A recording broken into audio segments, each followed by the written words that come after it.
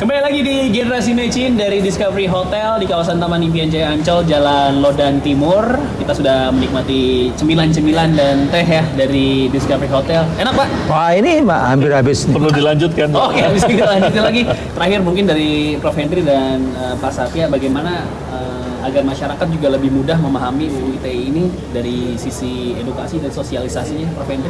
Pertama, kalau dari saya, Undang-Undang ITE ini sebenarnya tidak boleh dikatakan tidak banyak untuk mengekang masyarakat, tidak.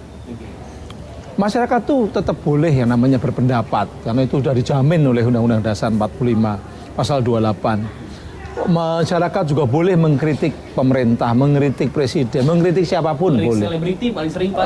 Apalagi selebriti. Yang tidak boleh itu, tadi saya ingatkan, yang tidak boleh itu kalau menyebarkan informasi yang isinya itu menyerang kehormatan seorang berupa tuduhan. Nggak boleh nuduh sembarangan.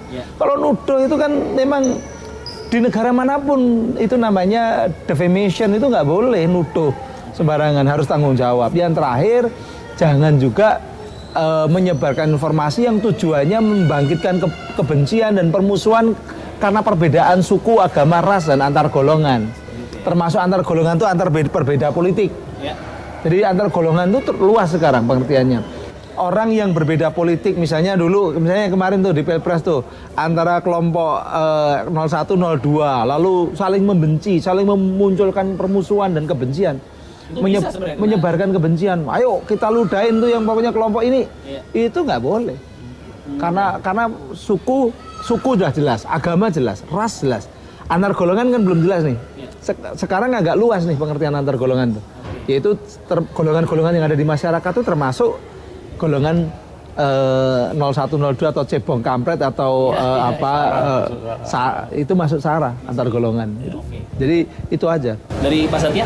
Kalau saya melihat bahwa supaya masyarakat itu sadar ya, di semua event, jadi misalkan kita membuka media sosial, baik itu Facebook, baik itu Instagram ataupun mestinya ada pop-up gitu ya, keluar mengenai Undang-Undang ITE. Mungkin pasal yang sangat kontroversial dalam arti kata orang banyak sekali bukan dirugikan tetapi dikenakan oleh itu mesti dicontohkan. Misalkan seperti kita nonton film ya, sebelum film itu dimulai, ya itu ada satu tulisan disclaimer semacam disclaimer yang menjelaskan mengenai Undang-Undang ITE. Saya pikir itu akan sangat membantu karena pada waktu perlindungan data pribadi ya ini kebetulan kita lagi menunggu kasus Facebook ya, kasus data orang yang leak di Indonesia disinyalir ada sekitar 1 juta. Itu kan saya menuntut betul di kantor Facebook ya, di Washington saya katakan bagaimana caranya supaya Facebook itu bertanggung jawab gitu terhadap semua konten yang ada, walaupun dia bilang bahwa ini saya cuma menyediakan platform, yang ini adalah creator yang mereka coba di screening di situ bagaimana bunyi kontrak dia dengan Facebooknya. Nah ini kan dan satu yang kedua yang saya juga minta, orang itu jangan cuma disuruh cek aja, jadi mencontreng itu hanya karena dia tidak membaca dengan baik, karena dia cepat diokekan supaya dia bisa masuk kepada aplikasi yang dia inginkan, itu tidak boleh. Term and condition ya, makanya saya bilang defaultnya tidak lagi contrengan gitu. Jadi mungkin ada satu statement sehingga orang dipaksa membaca gitu. Itu kan sebetulnya menuntut kita memahami media sosial yang akhirnya dia juga ternyata ini ada konsekuensinya. Nah, sekarang ini kan tidak. Sekarang orang Facebooknya sih bilang bidang hukumnya bilang sudah ada Pak, semua right and obligations ada di situ loh. Iya, tapi apakah orang paham? Apalagi bahasa Inggris lagi. Bahasa Inggris. Anda lebih membuat defaultnya itu adalah kita yang menjawab. Ya kan, dan harus yes. Begitu kita yes baru bisa. Begitu ada yang no nggak bisa. Gitu. Nah ini hal yang demikian menurut saya perlu ya, terutama di dalam konteks Undang-Undang ITE ini di semua aspek media sosial disampaikan. Ya, dengan begitu tahu, sama aja sekarang kita beli bungkus rokok, di belakangnya ditulis ya ada sakit kanker, ada macam-macam di situ, sehingga orang membeli silakan.